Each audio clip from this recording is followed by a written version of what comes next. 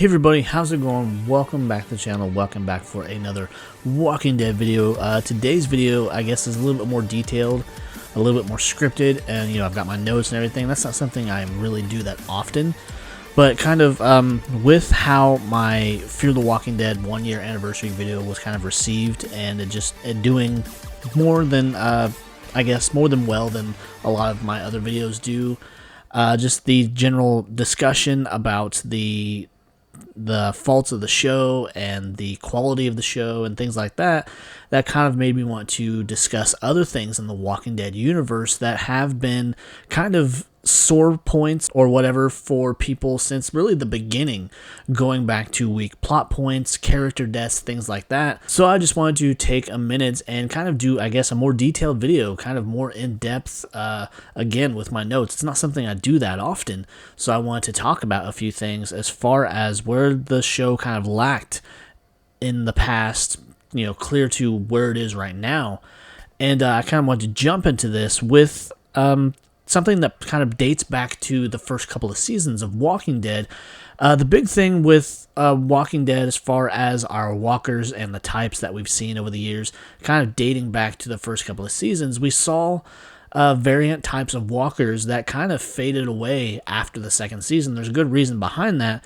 But with those first couple of seasons, we had very different walkers than what we ended up with towards the end, and that was the variants that were kind of naturally occurring versus kind of what we saw in Daryl Dixon. And a lot of that has to do with the fact that after the second season, Frank Darabont, who ran the first couple of seasons as showrunner, was replaced, and that kind of sent the show in a direction that in some ways it never really recovered from, and people had a lot of gripe and complaints about.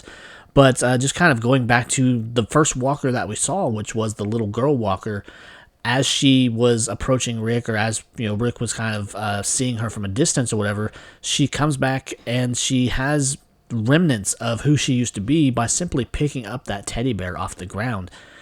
And we never really got a lot of explanation of why the walkers kind of went from one type to another versus what we had at the end of the show, other than the fact we did have different showrunners, so they're going to come in with their own ideas, different writers and everything, and just it's going to have a very different feel to it. But Robert Kirkman did address this at one point, saying how when they started the show, they didn't really have rules that they wanted to set in place for the walkers yet. And then because of that, we didn't really see these variant walkers, and again, until clear to the end, about season 11, when we saw them picking up rocks or picking up other objects to use as weapons or climbing things. We didn't really see a lot of that versus what we saw in the very beginning, like in the shopping center walkers that was using a rock to bash open that window.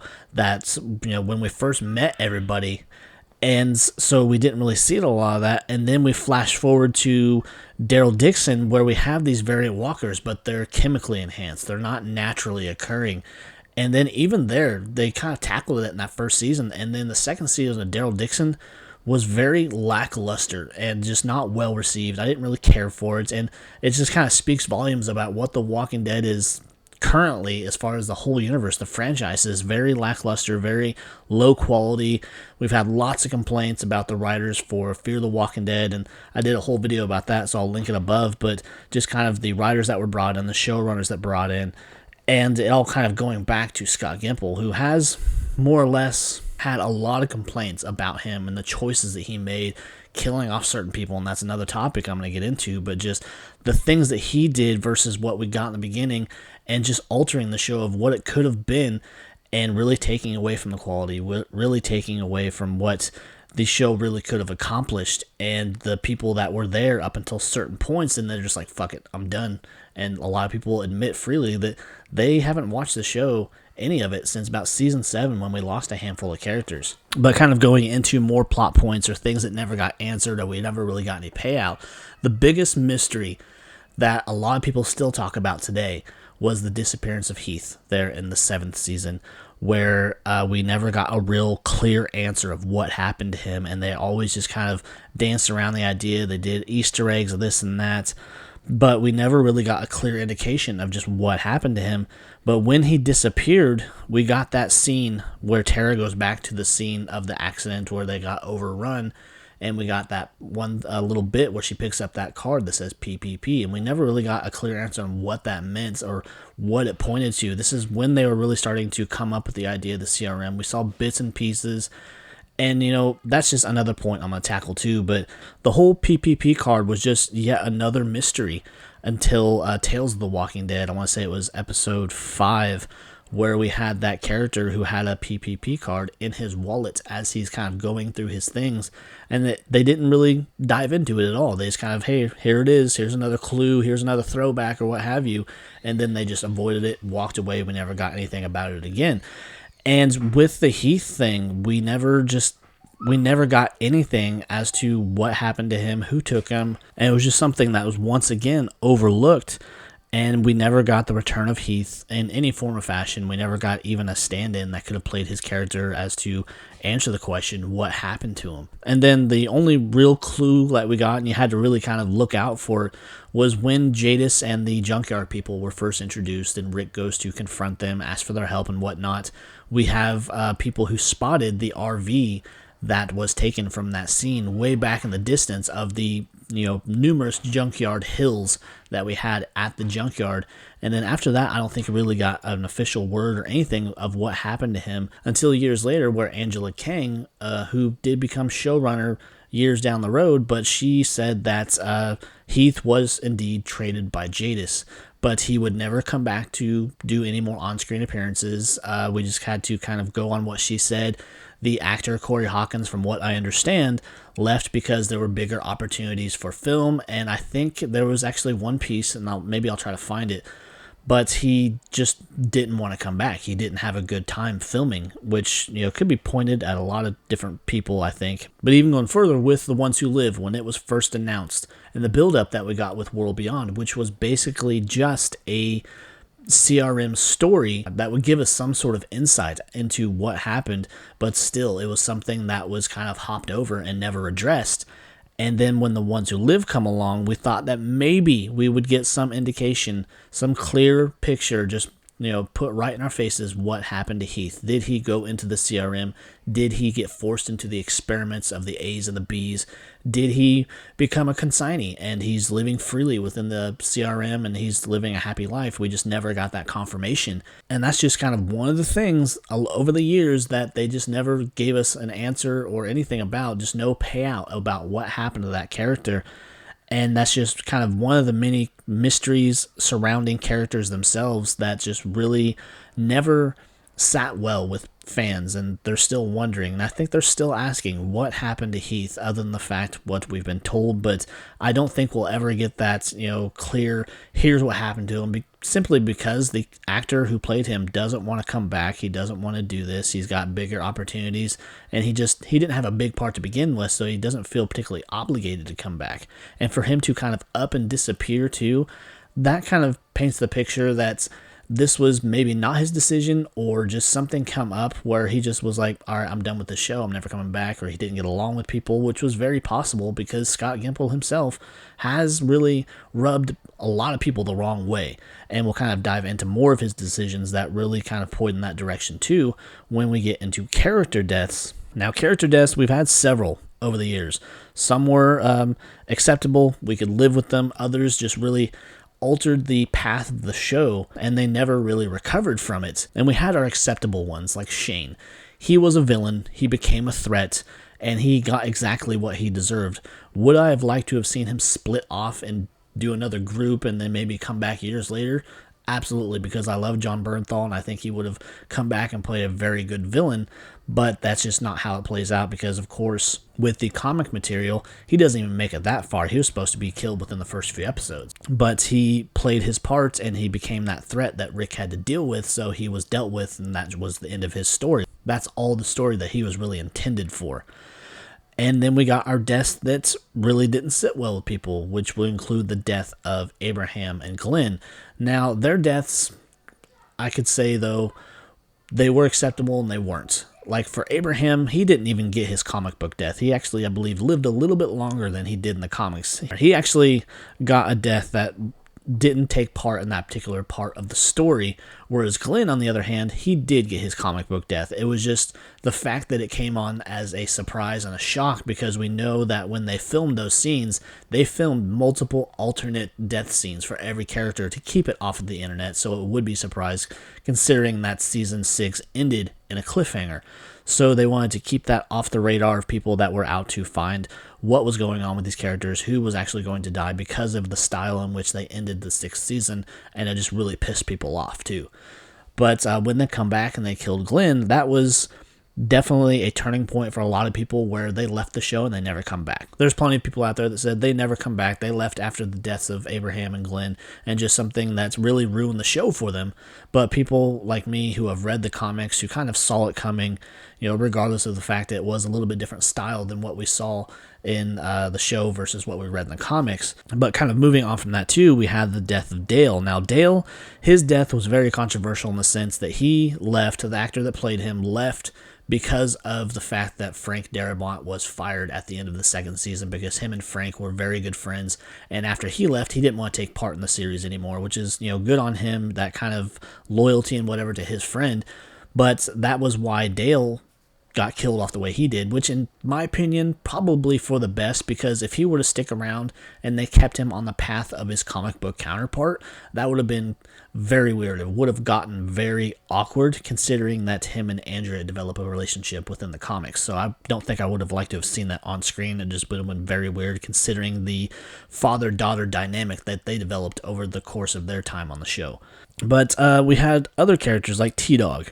T-Dog, he wasn't a vital part of the show, but he still would have been someone that I would have liked to have seen make it to at least Alexandria, to see how he would have thrived within that community, been a runner as far as getting supplies and going out and saving people, because that's how he was. He was someone that really came to people's aid, regardless of the fact there at the end of the 2nd season, where after they fled the farm, he was ready to just, cut ties and get the hell out of there. But as far as with kind of going back to Glenn and Abraham, the only other thing, I would have liked to have seen them go through the war, just to see how they would have reacted to it. Glenn being someone that was not very keen on the idea of killing living people, because he just didn't have that belief in him and everything. But kind of going back to other characters though, and like I've mentioned, there's many characters over the years that we've lost or what have you, that would have been interesting to see how they would have gone along in the story. But the major one,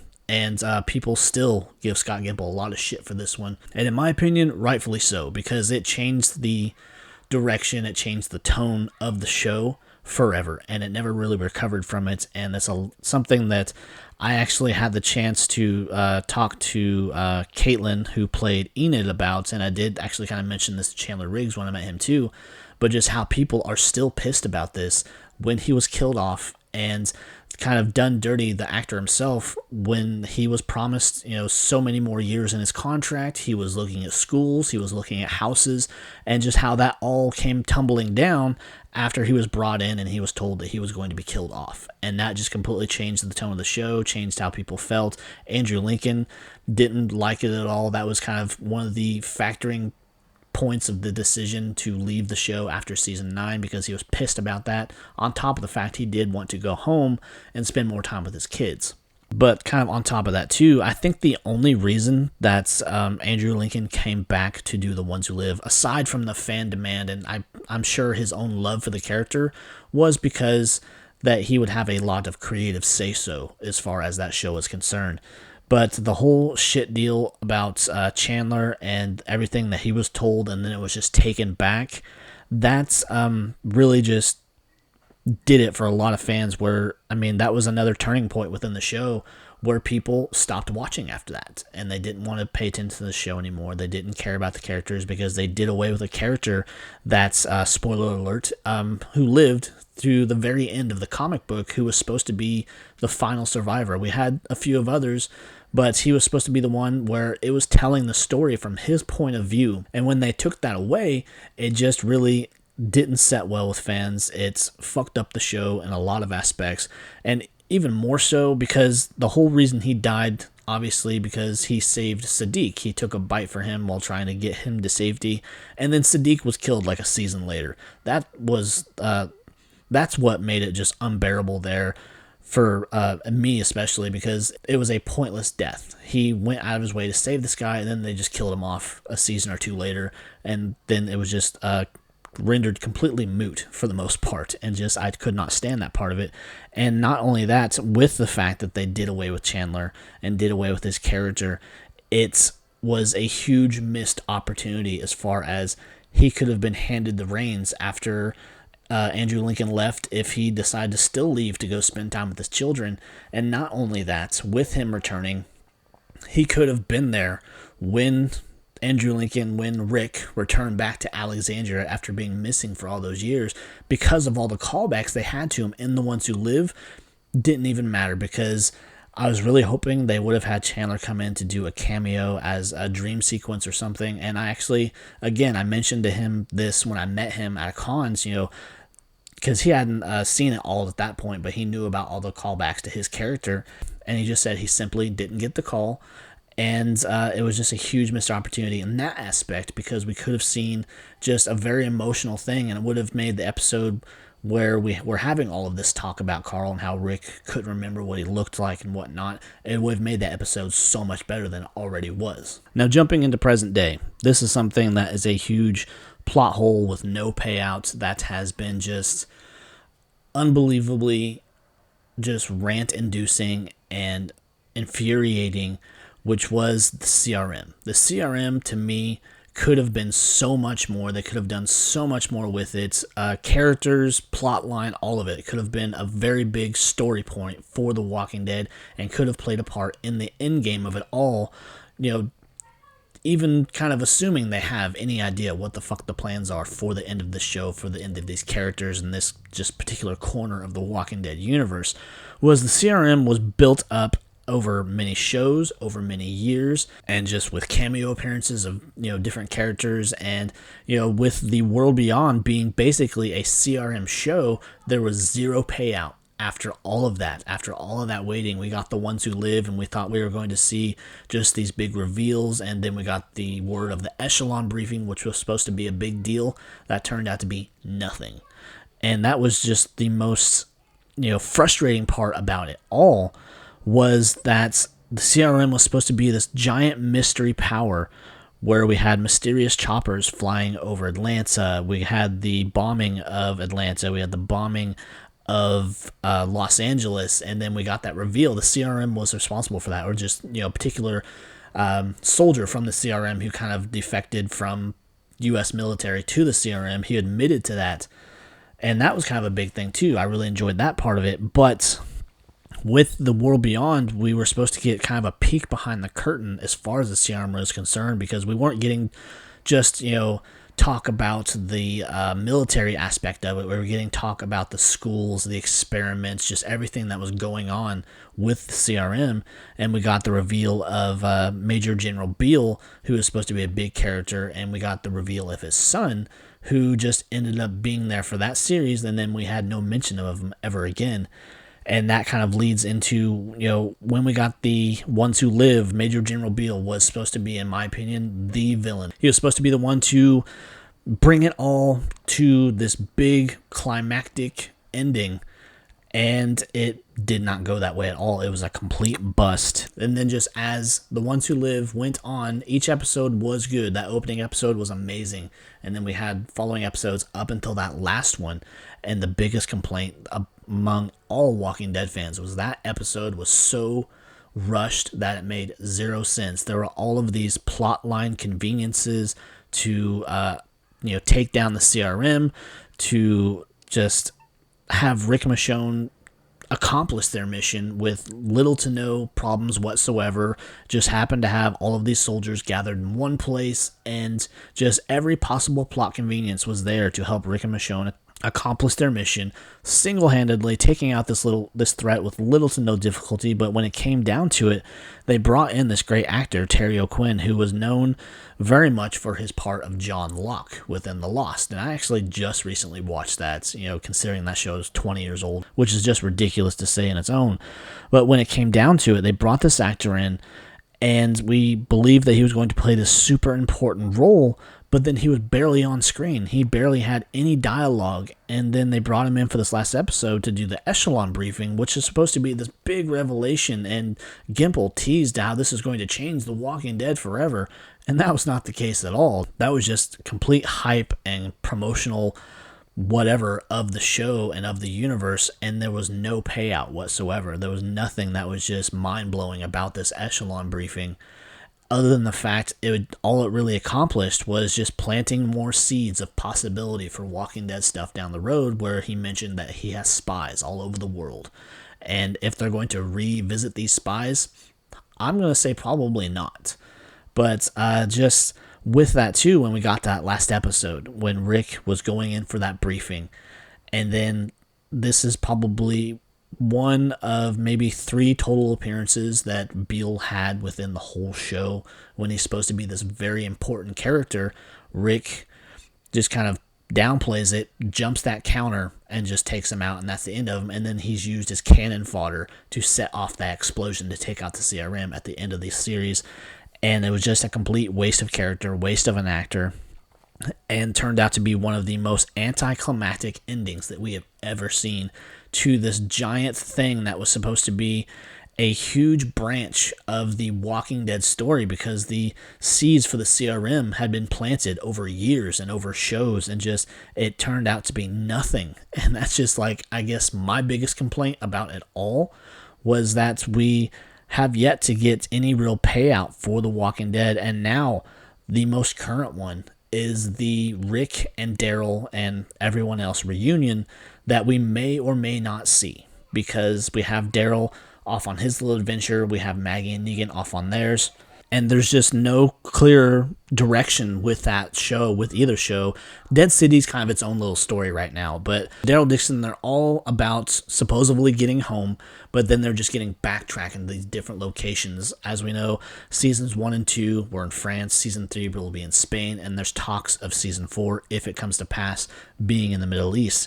No closer to home, no clear picture of what they want to do as far as getting these reunions done, and just forever just leading people on, kind of putting everything on the back burner, putting them on the hook as far as, will we get these reunions?